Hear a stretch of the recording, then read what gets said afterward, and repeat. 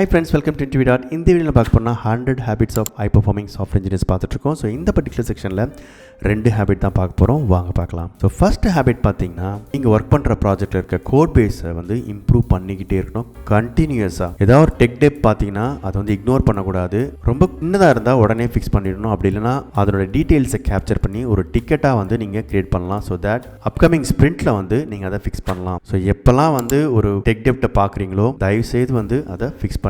Second habit பார்த்தீங்கன்னா they follow solid principles. அதனால என்ன ஆகும்னா உங்களோட கோட் மெயின்டைனபிள் ஆகவும் அதுக்கப்புறம் ஸ்கேலபிள் கோடாகவும் இருக்கும். நான் சில இடத்துல பார்த்துருக்கேன், சிங்கிள் காம்பனண்ட்டில் நிறைய ஃபங்க்ஷனாலிட்டி இருக்கும், சிங்கிள் கிளாஸில் நிறைய ஃபங்க்ஷனாலிட்டி இருக்கும், சிங்கிள் மெத்தடில் நிறைய ஃபங்க்ஷனாலிட்டி இருக்கும். So please apply SOLID principles. For example single responsibility principle நீங்கள் அப்ளை பண்ணலாம். இந்த மாதிரி நிறைய பிரின்சிபல்ஸ் இருக்குது, அதை படித்து அதையும் அப்ளை பண்ணலாம். ஸோ தட் நீங்கள் ஓன் பண்ணுற code base maintainable and scalable கோடாகவும் இருக்கும். ஸோ 2 ஹேபிட் பார்த்துருக்கோம். இந்த ஹை பர்ஃபார்மர்ஸ் எப்பொழுதுமே டெக் டெப்ட்டை ரிமூவ் பண்ணிகிட்டே இருப்பாங்க. செகண்ட் ஹேபிட் சாலிட் பிரின்சிபல்ஸை நல்லா படித்து மெயின்டைனபிள் அண்ட் ஸ்கேலபிள் கோடை எழுதுவாங்க.